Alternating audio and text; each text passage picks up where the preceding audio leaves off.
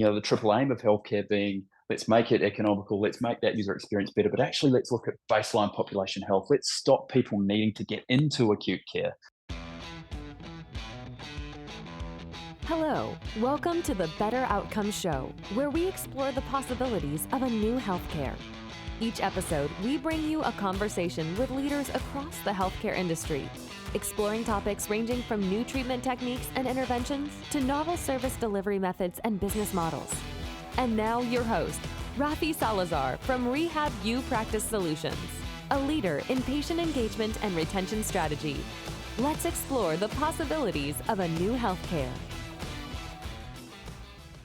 Well, hello again. Welcome to another episode of the Better Outcomes Show. I'm your host, Rafi Salazar from Rehab Practice Solutions. And if you run an innovative healthcare company, a technology company, a device company, you name it, and you want to align your technology or your software with your targeted stakeholder in order to create a consistent message to drive business development strategy for specific healthcare stakeholders, then I'd encourage you to check out the Market Penetration Roadmap. It is how I work with healthcare technology and innovative healthcare companies to humanize healthcare. Basically, I help you say the right thing to the right healthcare audience. You can learn more about that at strategy.rehabpracticesolutions.com. That is strategy.rehab, the letter U, practicesolutions.com, and that will tell you all about our healthcare technology positioning engagement that we call the Market Penetration Roadmap.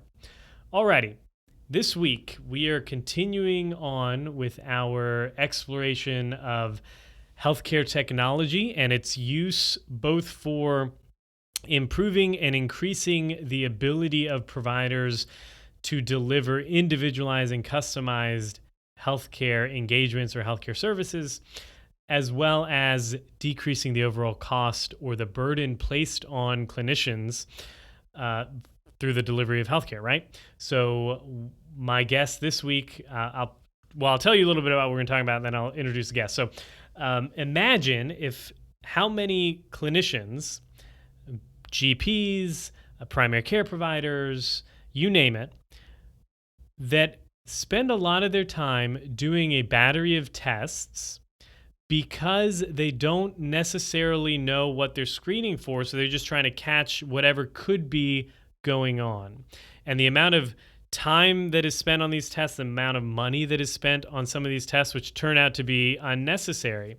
But given the time constraints that these clinicians are under, they don't have the resource, the time resource to dig in enough to say, okay, this is the one or two tests that we should order. They have, 7 minutes with the patient. So they're trying to get a whole lot of information from the patient, make a quick decision, and then, get the patient to some kind of diagnostic or provider that can help them with their symptoms, alleviate their symptoms and their sickness, without having really the necessary time to dig into it. So instead of being very efficient with, okay, we're going to order these two tests, they say, okay, it could be a myriad of these potential diagnoses, so I'm going to order a battery of tests and we're going to figure out what's going on. Imagine if there was a way to bypass all of that to where the patient could come into the clinician's office and say, listen, I did a scan or I had a scan completed, and these are the results. And the physician could look it over in a matter of minutes and say, oh, based off of these preliminary screenings, it would make most sense for us to order these 2 or 3 tests for you instead of these 7 tests. Well, that is what we're going to talk about this week. My guest this week is Scott Montgomery. He's the CEO of a company called Advanced Health Intelligence. And basically what they do is they have a proprietary and patented platform that uses the smartphone's camera and light to complete a whole myriad of biometric health assessments. So they have something called the face scan, the body scan, and they use the multi-sensor technology and then algorithmic learning to give you values for those tests or the screenings that the patients would have done from the comfort of their own homes. And then it basically creates a report that then the either gets sent to the provider directly, or the patient gets it in a PDF format and they can bring it to their next appointment. And that way it helps bypass some of the potential need for extraneous tests or diagnostic lab studies that are often done in healthcare. So one of the things that Scott and I talk about is not so much that these tools like AHI has is going to replace clinicians, but if you think about how much of a clinician's time is quote unquote wasted on tests that didn't need to be run, on reports that didn't need to be read, tools like this help decrease that tremendously so that the clinician's time is really focused on where they're actually making an impact, where they're actually making a difference in their patients' lives. So hopefully you find this conversation insightful and entertaining. I love looking at and talking with these founders and just learning just the applications for technology that we all carry around in our pockets. I mean, how many of us have a cell phone that has a smartphone capabilities and has a camera and has a light and the whole 9 yards? How many of us have actually thought of trying to leverage that to do biomechanical screening or assessment? It's innovative, it's cool, it's interesting. I like having these conversations. Hopefully you like listening to them. So without further ado, here's Scott Montgomery talking about using a smartphone to complete some biometric health assessments. Well, hey, Scott, welcome to the show. How are you? Rafi, great to be here. Really well, thank you. How are you? Yeah, I'm doing wonderful. Thanks for being on the show. I'm excited to talk about everything y'all have going on with using sensors for biometric reading and all that. But before we dive too much into that, tell us a little bit about yourself, your professional background, and what brought you to what you're doing now with advanced health intelligence. How long have we got, Rafi? It's been a pretty dense few years. No, look, I'll give you the very quick skinny. My name's Scott Montgomery. I'm the CEO of a company called Advanced Health Intelligence.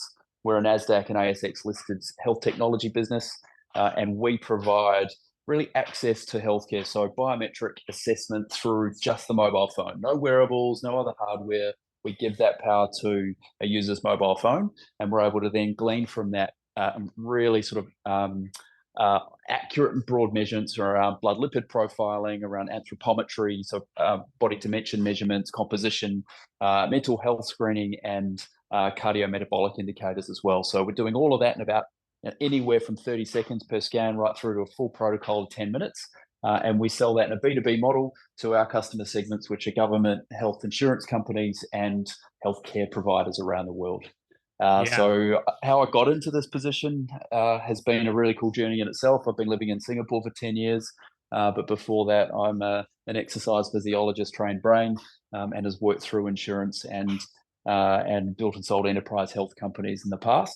And so I'm the result of an acquisition in December last year, which then put Advanced Health Intelligence on the back of 2 acquisitions last year and put me into the seat of CEO. So really exciting time over the last 12 to 18 months. Yeah. So you're an exercise physiologist by trade then, huh? Correct. Yeah.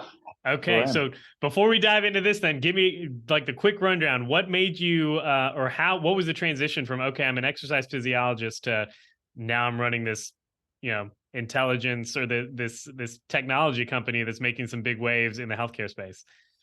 Well, look, I think it's one of those cases of follow your passion initially. I went to a university initially studying accountancy in my first semester and was bored out of my brain, and was always a performance sports person, was fascinated by teams and the body.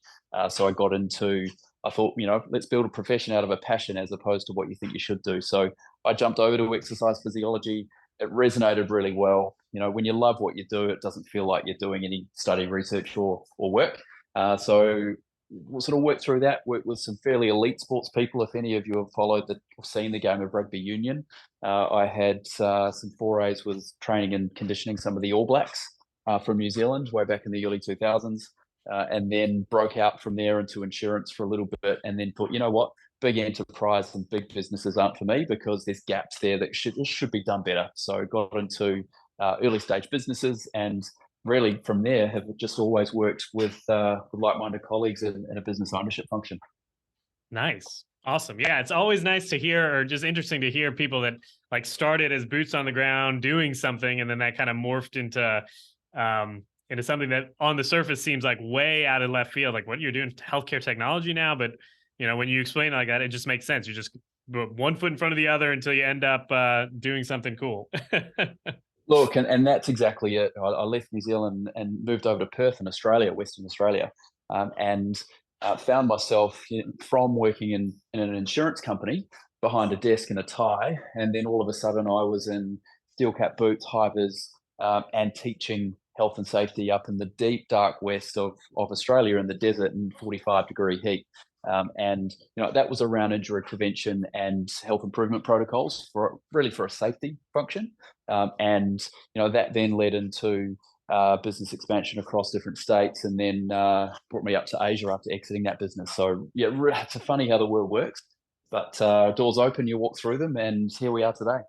Yeah. Yeah. Awesome. Cool deal. So, first thing I want to dive into is it seems like, just looking over what you have going on at AHI and how quickly it's happened, it's been a rather, um, well, impressive, but a quick creation of all of this development of these digital health solutions. So, can you talk a little bit about kind of maybe the timeline, but like what has allowed AHI to develop some of these tools so quickly and then bring them to market? And it sounds like in a pretty effective manner. Look, this is a classic case of an overnight success that takes 8 years. And I would love to say this was my idea and that all of that work is mine, and it's not at all. So the founder of that company, based here in Perth, had an idea in 2014, and then that company was really built around understanding the physical form, the body, the dimensions, to then put that into different use cases. So can we use existing technology and phone cameras to get a better BMI in a lot of ways? So if we could understand chest, waist, hip, thigh measurements, that was really where it all started. And then to build on top of that with machine learning and AI modeling, machine learning models and AI into how deep could we go from that? So that was a 2014 commencement, and then 2015 that company listed on the ASX in Australia, public exchange here, has gone through a patent portfolio process, so very, very heavily invested into protecting that technology and process.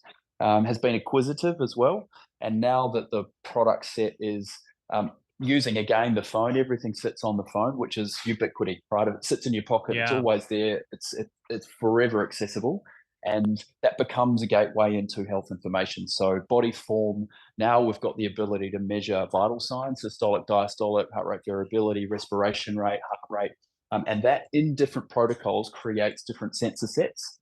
And then we use that again to go into a deeper dive inside the body. So we look at HbA1c, C-reactive protein, triglycerides, HDL, LDL, so the cholesterols, and that goes into a comprehensive report in a 10-minute process. And that company has gone from 2014 just with the body outline, really, and dimensions, into now a very comprehensive and deep biometric understanding, which is contactless, non-invasive. You don't need a health professional. And it's that was my next question. You're are, not stabbing anybody to get any of these lab results, right? And this is the issue. You get part of the criticism of healthcare at the moment is either it's too hard to get into, so you've got a convenience issue. It's confrontational, painful. I don't want to go and get jabbed to then find out if I've got a problem. I want to know that I've got something to get jabbed for. Yeah. And that's a big part of it. And so we're trying to bring the investigative process outside, and make it a bit more convenient, a bit more comfortable, obviously a bit more economical. And the triple aim of healthcare being, let's make it economical, let's make that user experience better, but actually let's look at baseline population health. Let's stop people needing to get into acute care if we can get a bit of a preventative or proactive approach. And if we can do that with machines and the computational capability of technology, then we've got less strain on health professionals, and we can leave them back to giving the care to the people that need it, as opposed to the administration dense process that is the healthcare system today. Yeah, no, absolutely. So I guess you're using the camera and a light of some sort to get some of that baseline reading. Talk a little bit about that, and then I want to dive into the whole population health and improving, like, just some of the efficacy of it all. So it was just a smartphone camera. You're getting like an outline of the body. Now you're getting all those lab results basically that you just listed, and it's coming from basically a light on the smartphone camera. How's that working? Yeah, yeah. Look, and we've got the key here is that there's multiple sensor sets. So we go Okay. through a series of functions. So we'll break it out as the full health assessment, which is about a 10-minute process, has 4 tiers or 4 steps. So the first is that we've got a face scan technology, which is a remote PPG. And so using the camera, we look at micro blushes underneath the skin. So each time your heart contracts or you have a heartbeat, we're able to see the change in the blood flow underneath the skin and the pigment change on the surface of the skin. So we're able to do that from a distance, 20 centimeters or what's that in inches, about sort of 8 to 10 inches away from your face. And we're able to, over a 30 second or a 60-second period, just glean from that respiration rate, arrhythmias, and systolic, diastolic indicators. So that's tier 1. That's about a 30-second process. Then we go into stage 2, which is a protocol where we get people to lie down supine. So we do this to try to understand those baseline or at-rest measurements, trigger that parasympathetic nervous system, and really get in underneath and get as close to resting state. And so with a 3-minute process here, lying supine, we're able to understand again and lower that respiration rate, heart rate variability over that beat-to-beat intervals over a course of 3 minutes. Now we've got a couple of different measurements in different physiological states, which we can then put together to again build out that or feed those machine learning models. So we've got now vital signs, we've got supine or metabolic and at-rest parasympathetic simulated state. And now we go into the body or anthropometric measurements, where this is where you take front on, side on, and using burst technology of the camera, we collect 12,000 data points on the human body, just in that 30-second process. Now that is immense. The real genius in this is that information, because it's not X-ray, like we can't see through clothing, and therefore the subject is in form figure clothing or athletic or athleisure wear, or undergarments. So it's not something that you want pinging around into different clouds. All of that process happens on device. So that what we do there is we take those images, we quickly pull the data out of it, and they're instantly deleted. So they're not even in the camera roll on your phone. They don't leave the device at all. They are used and then discarded immediately. There's no record of that image anywhere. So there's no way for that to be intercepted or to be breached, because it's all on the GPU and CPU of the mobile phone. So that's secure. And so now that we've got those 12,000 data points, we're able to calculate and estimate from that using machine learning and computer vision the outline. So we've got dimension measurements, we've got body fat, total body fat, visceral adiposity, and that with your vital signs, with your metabolic markers, again, gives you more pieces of that total puzzle. And then the last phase, tier 4, is where we actually put the physiological state under exertion. So we give an equivalent to a Harvard 3-minute step test. So we're up and down. We have a guided protocol using haptics and sound on the phone to give the cadence of the steps under the guidance of a height. And then we monitor immediately on the cessation of that step test the heart rate variability in a recovery state. So now you've got pure metabolic at rest, you've got exertion, post-exertion recovery, you've got the vital signs, and you've got the physical form. And we put that on top of a mental health screening using the GAD-7 and the PHQ-9. And we're able to put all of that information together, and in 10 minutes give an instantaneous PDF report that we give back to the individual using red, amber, green risk gratification markers. And that gives the kind of health literacy cheat sheet back to the individual, and they can see immediately, whoa, I've got something to do now around my cholesterol, or I've got something to do around my my blood sugar, HbA1c.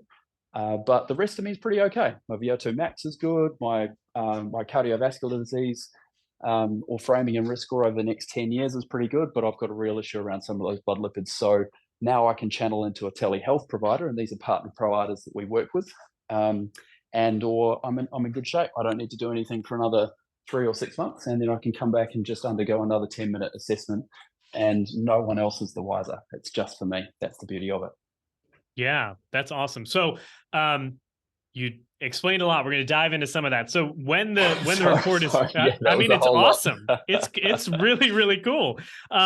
So when the report is generated, this is something that's like, maybe, I don't know, we've got Blue Cross Blue Shield or Aetna, like in the commercial space here in the US, maybe they contract with you, and Jim Smith is able to use your technology to run himself a screen. Nobody gets a report of that, just the patient? Or does it ping off to maybe their PCP or their GP or something like that?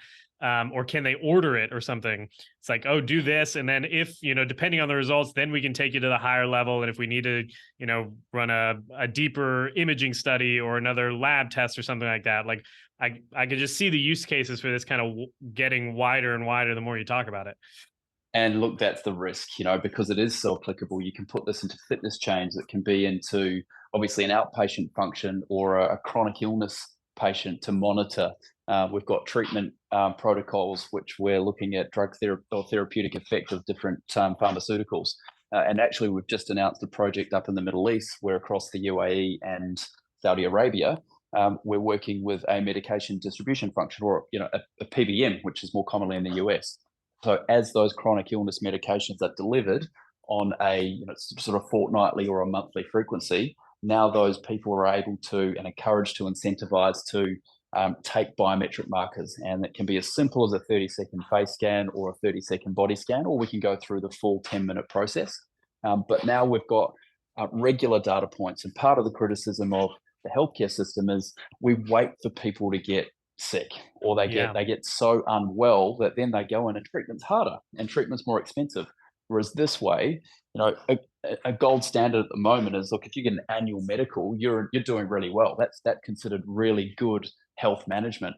But your physiological state, your risk profile can change in a matter of weeks, not months or years. Yeah. And so if you can do this whenever, wherever, essentially using a subscription on your phone, now we're able to work with at-risk populations, healthy populations, and equally for those on treatment plans, and with multiple conditions. So the use case is very broad. You're absolutely right.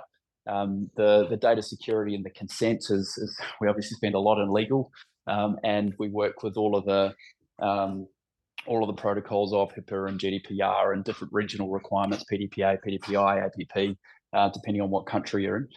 And if we're working with one of those that is high risk, that's very information rich, which is passed on to treatment provider and potentially insurer, or it can be anonymized and aggregated, and it can just be with you and the report if that's used in a function which is not around risk and payor scenarios. It might be more of a marketing or engagement function, for example, for an insurer, travel insurer, for example. Yeah.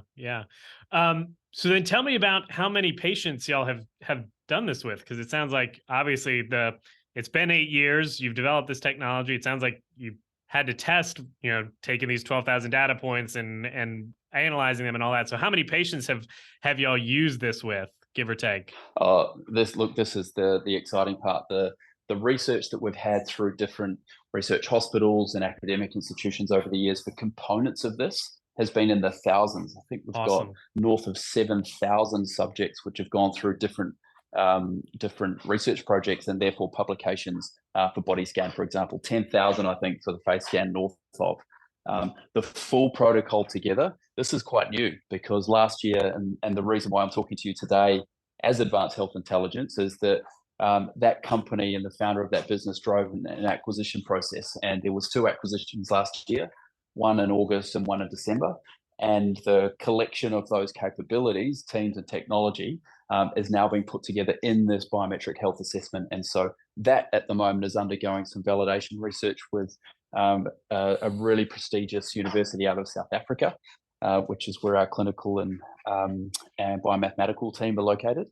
And the process for that to now go through that same scientific and academic validation rigor is underway at the moment. So that will be going live for the Middle Eastern project January 1 next year. Oh, that's awesome. So just from the data that you do have, comparing, I don't know, let's say the face scan to the equivalent lab lab test or something that would be done. Accuracy wise, how does the technology compare to, those invasive procedures? So look, most of our publications and research will point to a north of a 90, 92, 95, Okay, up to a 97% accuracy. that's great. So body scan, for example, 97% accurate to a DEXA scan. Now, this is hundreds of thousands of dollars worth of medtech machinery sitting usually inside research or healthcare institutions. And we can replicate that to 97% from just using a mobile phone. Yeah. Face scan, 92 to 95% for systolic, diastolic, and equivalent conditions. So the accuracy is one thing. The repeatability is the next question that should follow that. Is Yep. it's all well and good for that to be in control conditions and to be sponsored or coached inside that environment. But what does it look like in the wild? And that's where we're still getting the high 90s, mid to high 90s from an accuracy and a repeatability function, and that's really UX UI driven. So the accuracy and the repeatability put together at the moment in the mid to high 90s, which we're really proud of. Yeah, I mean that's incredible. Just from a standpoint of like decreasing the cost, like you said, you're taking what was hundreds of thousands of dollars worth of medical equipment. Now you're doing it on the phone. And sure, if you're like what 7-8 percentage points, of marginal risk there, it's like you're still increasing the efficiency by huge folds. That's awesome. Well, look, there's 2 points to that, which I just grab, Rafi. Is that number one is that we're absolutely not looking to replace doctors or to replace phlebotomy at all. In fact, actually, what we're trying to do is to free it up for people that need it. So we'll risk Yeah, stratify and say, Rafi, look, you've got amber risk levels across 4 or 5 different metrics here and one red. That information then goes into a physician if it's taken in by the individual, and that decision is then just more information for that treating physician to go, yeah, look, we'll put you into a blood test. So it's more data, more information for a better informed clinical decision, more so clinical decision support. We're not a diagnostic, and that's the ease of this, is that anyone can use it, but we're giving more information to both the physician and the patient.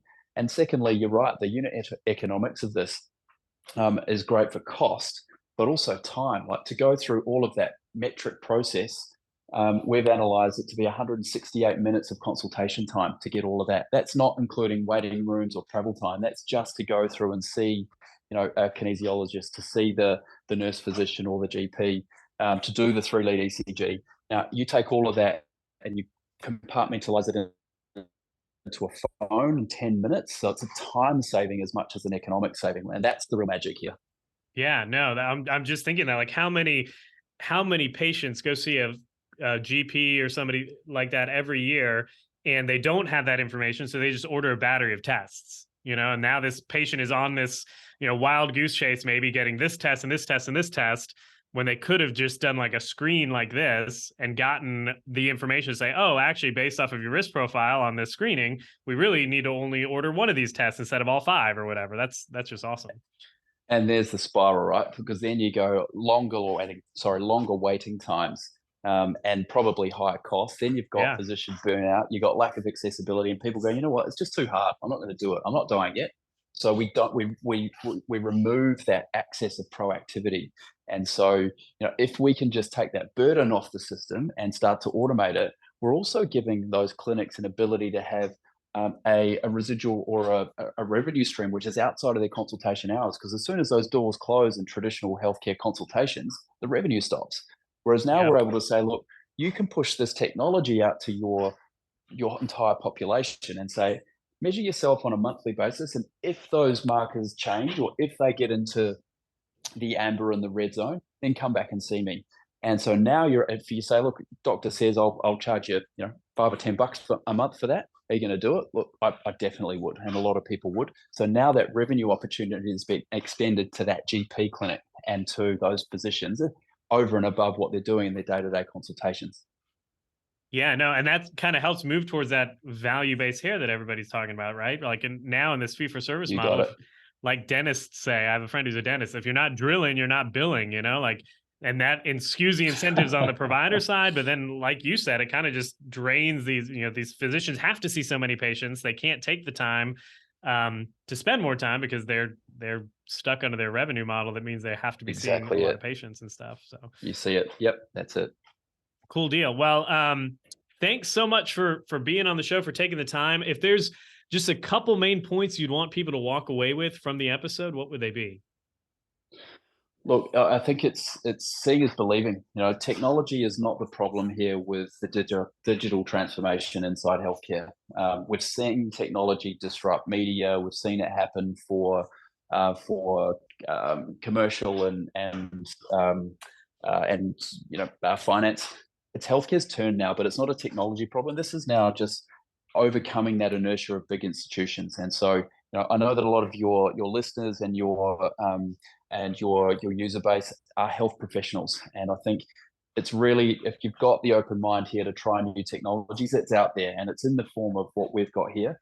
But this is an ecosystem play, so open the minds, give things a go, and you'll be pleasantly surprised. The robustness of technology and the innovation that's coming to healthcare through different mediums is astounding. So give it a go. And if you're in that business of your own company, just keep knocking on doors, keep doing it, because the more that we get that groundswell happening, the more change we're going to realize. And this is a partnership. This is an ecosystem play that's going to solve. And we're absolutely championing it, but we need everyone else to do it as well. So I hope that this has been interesting to everybody. Rafi, you've been magic. So thanks for your time. I know that you've only got so many minutes in the day, so really appreciative of your ears and your listeners' ears as well. Yeah, thanks for taking the time. Where can people find out more about you, about AHI, and all the places, the links, the socials, wherever they can find you? So Advanced Health Intelligence is the company's name. Our website is ahi.tech, TECH. So really simple. So LinkedIn. Also, we're public exchange listed on the NASDAQ and on the ASX, the Australian Stock Exchange, under the ticker AHI. So that extends out to Twitter and the exchanges as well. So come and have a look. We're very, very friendly. We're looking for people to work with. That goes both in a partnership capacity and also team members. So come and check us out. We'd love to hear from you. And come and say hello on email at hello@ahi.tech. Awesome. Well, cool deal. Scott, thanks so much. Have a good one. You too, Rafi. Appreciate your time again. Thanks, everyone. I hope you enjoyed that conversation with Scott Montgomery, talking about all of the wide applications that are available to anybody with a smartphone, and some of the ways we can leverage that really commonplace technology to do some really incredible things. I think for me, what I mentioned at the very beginning of the show about freeing up a clinician's time, like that just seems like a no-brainer to me. We should all be finding ways to do that. One of the things, though, that we ended up talking about near the end of the episode, which again I think is just the direction in which healthcare is going. I mentioned this in the book, Better Outcomes: A Guide to Humanizing Healthcare. You can get that on Amazon or our website. Shameless plug there for the book. That healthcare is moving away from this fee-for-service model, right? Where, as the dentists say, if you're not drilling, you're not billing. That whole model of reimbursing for healthcare services skews the incentives, right? It means that clinicians are incentivized to do as many billable procedures in as little time as possible in order to maximize the revenue. What technologies like this allow is it allows clinicians to step away from that model, and it really opens up the doors to some of these value-based reimbursement methods, whether it be shared savings or lump sum payments or you name it. It allows clinicians, because something like this doesn't really, it might fit into the normal fee-for-service healthcare business model, but it allows, by freeing up a lot of the time of the clinicians, it means that some of the time that they would have spent doing some of those quote-unquote billable activities, those procedural codes, ends up being freed up to spend more time with the patient, meaning the clinician is able to achieve those better outcomes, those improved clinical outcomes and clinical metrics, by spending more time with patients and not doing extraneous procedures or billing CPT codes, right? So one of those things that is just exciting to me is just how leveraging these technologies, as Scott said, is not going to replace a clinician, but it's going to free them up from doing a lot of maybe the mundane, some of the repetitive, some of the stuff that doesn't need to be done, because the patient comes to you pre-screened and you already kind of have a springboard to jump into to really tackle the root of the problem, as opposed to just dealing with symptoms and doing a bunch of tests to kind of figure out what the symptoms are coming from. I just think it's something that's super cool, and I'm excited to see kind of how it progresses over obviously the next several years. I was talking to somebody the other day about healthcare. I work primarily in the musculoskeletal space, being an outpatient orthopedic clinician by clinical trade, and then working a lot with healthcare technology and software companies in the MSK space. And I was talking to them and I said, you know what? It's just exciting to wake up every day and come to work and see the innovation that is taking place just in my little corner of the healthcare industry. I'm not involved in cardiology or brain surgery or neuroscience or anything like that. I mean, neuroscience a little bit with chronic pain, but I'm focused in this musculoskeletal, orthopedic, pain, rehabilitation space of healthcare. And just seeing the advancements that have taken place over the last 5 years, what continues to take place every day, is exciting. And then seeing something like this has applications really quite broadly within healthcare. And the way a tool like this could, without like getting all dramatic about it, but really revolutionize the way healthcare services are delivered is exciting. And to be in a position to just kind of see it happening in real time is something super cool. I have a feeling it's gonna be one of those things that I tell my kids and my grandkids, if I live that long, about, and say, oh yeah, I remember when I was a young professional, and this is how we did healthcare back then. I mean, I already have some of those stories. Like when I graduated from graduate school, started working as a clinician, we were doing paper documentation still. Like that's one of those things that we would never even think about doing these days. Like who would do paper documentation? Why on earth would you do that? I have a feeling some of these tools, some of these technologies that are coming to the forefront, that are being introduced in the market now, are going to be that revolutionary, where the new clinicians coming up in 10 or 15 years are going to say something like, why wouldn't you consider using this tool or that tool? So it's just exciting. That's my hopeful optimism for the future of healthcare. So that's all I've got today. If you like the show, head on over to iTunes, leave us a rating and review. Helps people find the show. If you want to follow us on YouTube, this episode the video won't be on YouTube, but the audio will be on YouTube. But for the most part, whenever we can get a guest to do a video interview with us, we post those as well. You can find that at the Rehab U Practice Solutions YouTube channel, YouTube page. You can also find us at www.betteroutcomes.show. That is the main page for the podcast. You can sign up there to be notified whenever we drop a new episode. You can follow, subscribe in your favorite podcast player. Leave us a rating from there as well. Leave us a rating or review.